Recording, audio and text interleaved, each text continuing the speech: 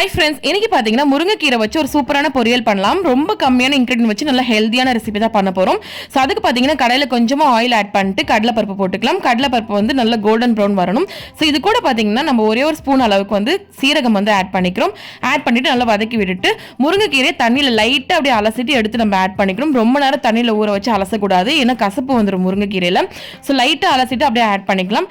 Add பண்ணிட்டு வேகிறதுக்கு அதுக்கப்புறம் அந்த ரெசிபிக்கான உப்பு வந்து ஆட் பண்ணிக்கலாம். ஆட் பண்ணி நல்லா வதக்கி விட்டுடலாம். ஸோ வதக்கி விட்டுட்டு இதில் தண்ணிலாம் ஆட் பண்ணக்கூடாது ஃப்ரெண்ட்ஸ். அப்படியே தான் நம்ம அந்த கொஞ்சமாக ஆயில் ஆட் பண்ணோம் பார்த்தீங்களா, அந்த ஆயிலை தான் நம்ம வதக்கணும். ஸோ ஒரு 5 நிமிஷம் வதங்கினா போதும். ஒரு 5 நிமிஷம் கழிச்சு பார்த்தீங்கன்னா நல்லா வதங்கி வந்திருக்கு. இதில் வந்து கீரை வெந்துருச்சான்னு சொல்லிட்டு எடுத்து டெஸ்ட் பண்ணிக்கலாம்.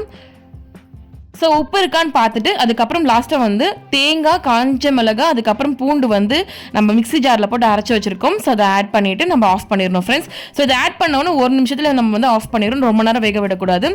ஸோ இதில் தேவைன்னா உங்களுக்கு அரிசி வந்து வறுத்து ஆட் பண்ணிக்கலாம். அதுக்கப்புறம் வேர்க்கடலை கூட நீங்கள் ஆட் பண்ணிக்கலாம். ரொம்ப டேஸ்ட்டாக இருக்கும். ஸோ அவ்வளோதான் ஃப்ரெண்ட்ஸ், இதை ஆஃப் பண்ணிவிட்டு நம்ம சர்வ் பண்ண ரெடி ஆயிடுச்சு.